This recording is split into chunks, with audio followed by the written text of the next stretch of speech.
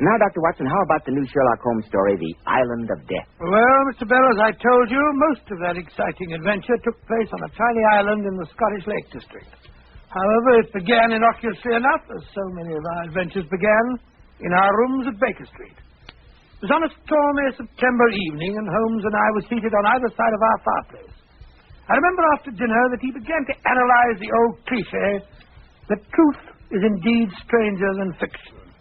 I can almost hear him now, as he said, "My dear Watson, the true picture of the criminal world is stranger than anything which the mind of man could invent." Oh, I'm not sure I agree with you, Holmes. The police reports in the papers are usually quite undistinguished and dull. True, old chap, but that's the fault of the reporters. Depend upon it, Watson, there's nothing so unnatural as the commonplace. Oh, let's put it to a practical test. I took up the evening paper. Here is the first heading upon which I come. A husband's cruelty to his wife. Now, there's half a column of print, and I bet you that without reading it, I can tell you the gist of the trouble. I accept your bet, Watson. Give me your deduction. Oh, it's not very hard.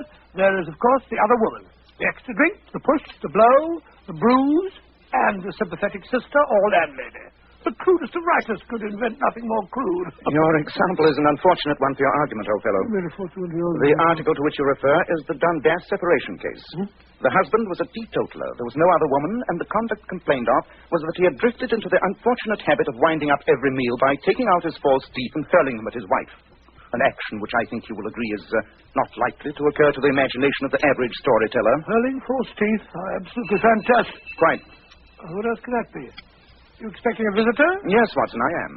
And he might well prove a client who will point out the moral of our little discussion. Oh, what makes you say that? The gentleman calling on me is a distinctly colorful personality by the name of Stephen Singer. He's nearly 7 feet tall, and yet he weighs under 8 stone. A card from him this morning informed me of his intention of calling here at 7 o'clock tonight.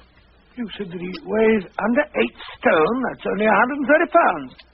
He must be a human skeleton. That was the unfortunate title applied to him at the circus sideshow at which I first met him. Good Scott, circus freaks here in Baker Street. Now I've seen everything. Freak is an unkind and inappropriate word, Watson. Stephen Singer is a fellow human being, and a more than unusually worthy one. In the case of the Bagshot Circus murders, he was good enough to take advantage of his almost unique physical proportion and obliged me by hiding in the barrel of a circus cannon. His evidence was instrumental in sending a diabolical murderer to the gallows. Let him in, will you, Watson? Yes, of course. Good evening, Mr. Singer. Come along in, won't you? It's all right, thank you, Mrs. Hudson. It's good to see you again, Stephen. Hello, Mr. Holmes. Don't want to make a nuisance of myself, but I did have a little problem, and I thought perhaps you'd help me with it. Of course, Stephen. Sit down, won't you? By the way, this is my colleague, Dr. Watson. How do you do, Doctor? How do you do, Mr. Singer? My friend was just telling me that you once helped him in a murder case. Oh, that? Tried nothing. Just slipped myself into the cannon barrel and heard 1 or 2 things I wasn't meant to. Nevertheless, your help was invaluable, Stephen. I shall be only too happy to do what I can to repay the favor. What's your problem? Well, perhaps I'm imagining things and perhaps I'm not. But wouldn't you say it was a rum thing if a professor offered me and 3 of my pals from the circus 50 quid apiece to go to some island in Scotland for a week? Yes, indeed. I should say that's extremely odd. Can you give me a few more facts? Well, Mr. Holmes, this professor come to the circus 3 nights ago when we was playing at Stafford at the Bow. What was his name? Professor McElwraith. Funny-looking coat with a bushy red beard he was. Indeed. I've heard of the gentleman. I understand that he is something of a rebel in the medical profession. He returned from Vienna recently, where he's been studying under Dr. Freud. Dr. Freud? Never heard of him. You will, Watson, you will. Mm-hmm. He devotes himself to the psychological aspects of the human body. Pray continue with your story, Stephen. Well, Mr. Holmes, he approached me and 3 of me pals. And who are those pals? Well, there was Bill Carew, the major we call him. He's a midget. And there was Belle Brackett, the fat lady. And the third was a bloke who joined the circus 2 days ago. Jeff Warren is his name. I haven't seen his act, but he bills himself as the India Rubber Man. The professor promised us 50 quid apiece, our tickets on the Scotch Express tomorrow morning, and told us he'd have a boat waiting to ferry us out to his island when we got there. Holmes, there's something devilish going on here. A professor who studies psychology wants 4 people to go to a lonely island. A midget, a contortionist, a fat lady, and the 4th... That's all right. I'm used to it, Doctor. The force of human skeleton. Oh, I wouldn't say that's what you were going to say. Now, we all agreed to go up there. We didn't like the bloke, but none of us can turn down 50 quid.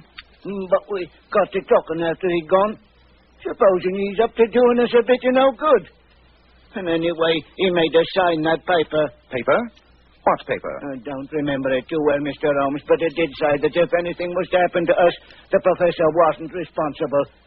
That's what started us to talking and worrying after he'd gone. And that's why I've come to you.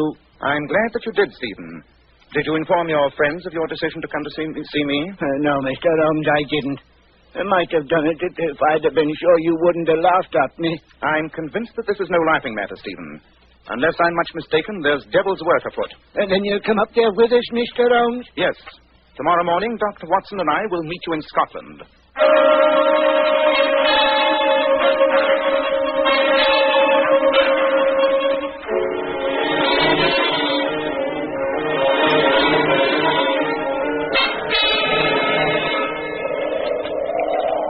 Oh, the lake looks extremely choppy, Holmes. The boat's quite small. I hope it's not too far to the island. I'm a wretched sailor, you know. I'm sure it'll be a smooth trip, Watson. Well, I certainly hope so. Hello? Here comes Singer with the other three. Great Scott! What strange-looking travelling companions. Well, since they travelled on an earlier train, I think it's time to have Stephen introduce us. Hello, Stephen. Hello, Mr. Holmes. I'd like you to meet some pals of mine. Dr. Watson, Mr. Holmes, this is Miss Bell Brackett. Careful, Bell. Watch your step on the gangplank. Well, dearie, got to be a strong plank to roll me up. How are you, Mr. Holmes? Dr. Watson? How do you do? This is Bertoldi. Mr. Holmes, Dr. Watson. How do you do, sir? Don't know what you do on the bill, governors, but I can kick the back of my head with both feet at once. Oh, really? Very useful, I should imagine. Providing you're not standing up. What's your act, gentlemen? Act? Well, we haven't exactly got an act. Just regard us as friends of Stephen's. We thought a little trip to the Highlands might do us good. Huh. It'll do me £50 worth of good. That's all I know. Put 50 more pounds on me, dearie, and I'd expand those. And this is Bill Carew, the Major, we call him. And Dr. Watson, Mr. Sherlock Holmes. How do you do, Screw? Gentlemen, I do hope this isn't going to be a long journey. I'm really rather a poor sailor. Well, I just said the same thing myself, Mr. Carew. Oh, call me Major. Everyone calls me Major. I suppose it's incongruous when you consider that I'm only 4'3", but I do not like the nickname. Have a cigar. Cigar? Oh, no, thank you. Well, we're all aboard, Mr. Holmes. Might as well get going, I suppose. Why not, Stephen? All right, Captain. We're all here. You may as well get started. Dr. Watson, Yes, Mr. Alden? do me a favour, will you? Give us a scratch between the shoulder blades. Give you what? A scratch between the shoulder blades. Oh, That's it. As soon as we cross the border, these Scots police started to bite on me. Thank you kindly. A starlit night, Watson, and a spanking breeze. I wonder what adventure lies in store for us. I have a feeling that Professor McElrath may not be too glad to see us.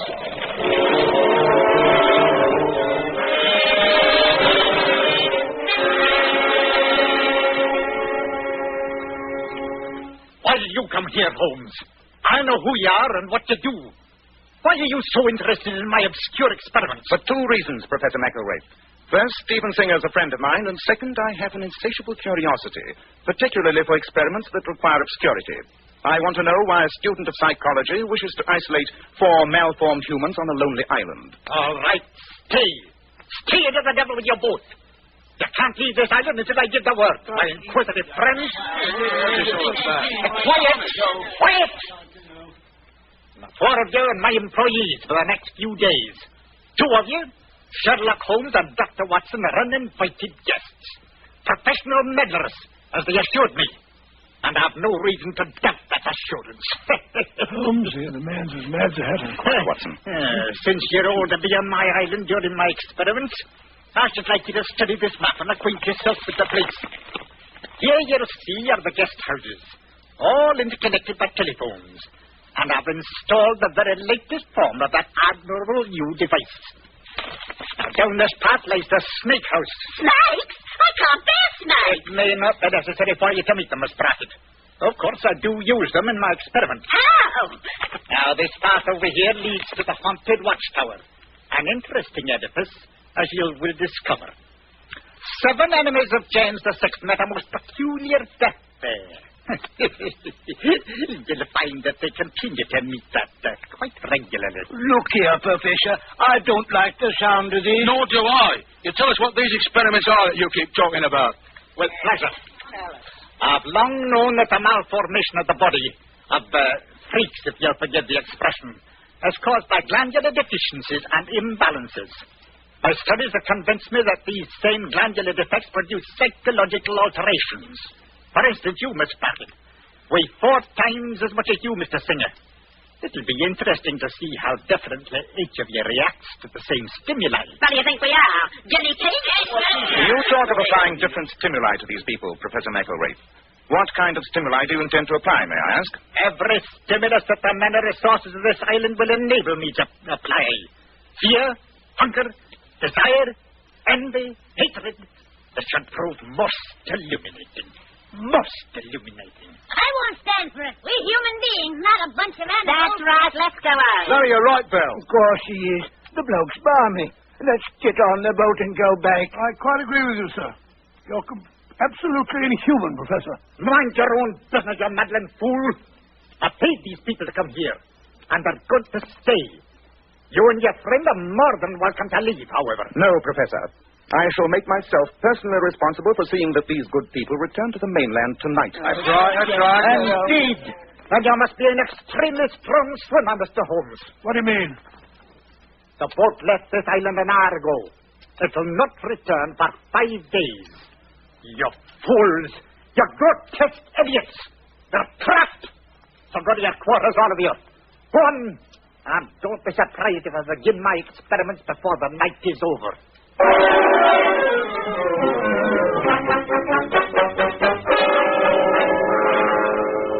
Well, Holmes, if we are marooned on an island with a madman and 4 members of a circus, I suppose we might as well make the best of it. Oh, dear. I think I'll turn in. What the devil's that? The telephone. Wretched instrument. Just a passing fad. I'll never catch on. You mark my words. Yes, what is it? Mr. Holmes, are you in your cottage? Since I'm obviously at the other end of this wire, yes. Dr. Watson, is he with you? Yes, why? I'm worried, Holmes. A few moments ago, I caught a glimpse of a figure standing near my library window. I'm speaking from there now. I thought it might be you or Dr. Watson. But if it isn't, I'm afraid... And, well, you might be, if only of your own conscience. I'm afraid of them, the freaks. They're so angry. They might twin... I'd hardly blame them. If you're frightened for your safety, the best thing to do is to let us all leave here at once. Are you sure it's impossible to summon the boat before 5 days are gone? Well, no, I did lie about that. I could give a signal in the morning by hoisting a flag on the watchtower. Just a moment. That was a stone just against my window. I'll be back, Holmes. Don't hang up. What does that devil want, Holmes? Sounds distinctly subdued. He's frightened, Watson. He says there's someone lurking outside his window. Holmes, are you still there? Yes, Professor? What's wrong? That figure just standing in the shadows. I can see it from where I'm talking. I can't see the face, but it's... Holmes! It's raising its arm! It's got it! I'm afraid it's murder, Watson. Quick, we must get over to the big house as fast as we can.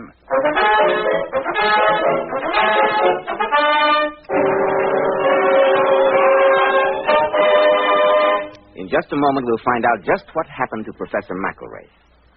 Every man who takes pride in his appearance should know that handsome, healthy-looking hair needs a hygienic scalp. And when you buy a hair tonic, be sure to get your money's worth. Be sure that you enjoy the extra advantages of Kreml Hair Tonic. This highly specialized hair tonic contains an amazing combination of hair grooming ingredients which is found in no other hair tonic. Kreml keeps dry, stubborn hair neatly in place all day. And it always gives hair such a natural, well-groomed appearance, never sticky or greasy. But men, Kreml does lots more than keep hair looking handsome. Kreml leaves your scalp feeling so alive. At the same time, it removes dandruff flakes, and it's simply great to lubricate a dry scalp. And if you, like so many men, have hair so dry it breaks off and falls when you comb it, Kreml actually helps condition the hair in that it makes it feel softer and more pliable. So men, buy a bottle of Kreml at any drug counter. Ask for an application at your barber shop. Let Kreml help keep your scalp hygienic, your hair always looking its very best. Kreml, Kreml Hair Tonic. Well, Dr. Watson, when you got over to the big house, did you find Professor McElraith was dead? Yes, Mr. Bell, a quick examination of his crumpled body told me that he was beyond mortal aid. Holmes lost no time in examining that room of death. This crime isn't very hard to reconstruct, Watson. The dead man was standing here as he spoke his last words to me on this telephone. Yes, and the window is beside the instrument. The glass in one pane is shuttered. Yes, at a height of approximately 5 feet. The professor was shot in the temple. He was about 6 feet tall.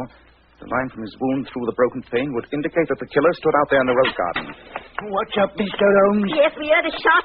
Anyone get a theory? Yes, I'm afraid they did. Professor McElraith has just been murdered. Murdered? Well, can't say I'm sorry. Perhaps not, Major. But the fact remains that his killer must be brought to justice. By the way, only 3 of you are here. Yes, where's Bert Alney, the contortionist? I don't know. He went straight to his cottage when we got back from the big house. That's the last I saw of him. You know, it's a funny thing. I was only half awake, Mr. Holmes, but I thought I heard 2 shots, about 5 minutes apart. 2 shots? And Bert Alney has not appeared? We must go over to his cottage at once.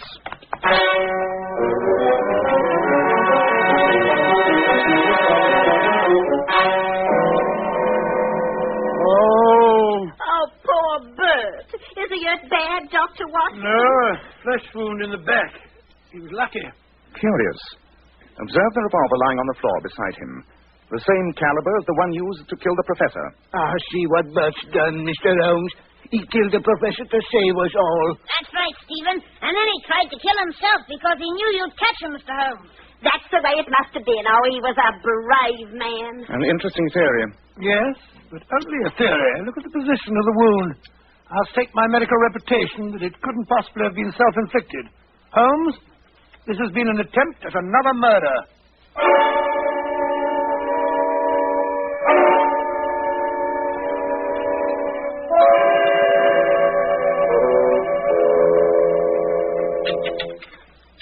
More coffee, Watson? No, thank you, Holmes. I've drunk a blasted gallon and I'm still sleepy. And I've smoked almost the entire supply of tobacco I brought on this trip, and I'm still very wide awake. I asked questions until well after midnight. And what did I learn? That the servants all alibi each other. Precisely. And that of our party of 4, no one is able to provide an alibi for the other. So that it must be one of them. As ill-assorted a group of suspects as we ever met. Yes. It's a strange business. Why the attack on Alney? The professor, yes, that's quite understandable. But why Alney? What singled him out from the others? Oh, I don't know. He's a contortionist, but he's perfectly normal-looking. He doesn't seem like a freak. Of course. That's it. Thank you, Watson.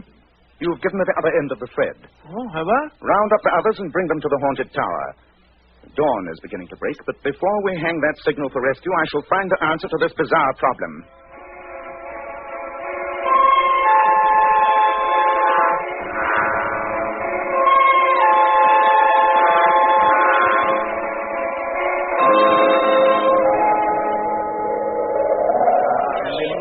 Before we fix this signal flag, ladies and gentlemen, I wish to warn you that as soon as we reach land, I shall turn Professor McElraith's murderer over to the authorities. Let it go, Mr. Holmes. Whoever it was did us all a good turn. Let's forget it.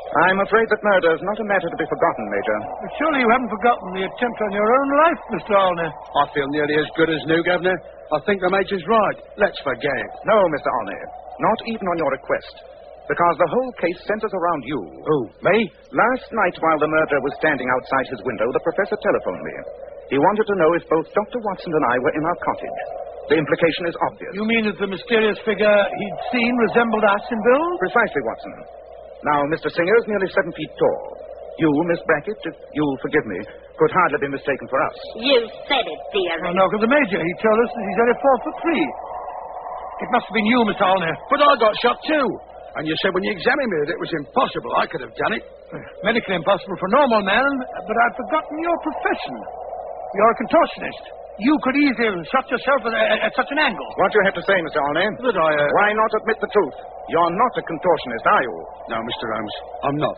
You see, my twin brother got the bit for this here job, but he had another engagement. And since the professor was so particular about the date, my brother told me to come here and we'd split the fee. But how did you know that he wasn't the contortionist, Holmes? You should remember, Watson. Huh?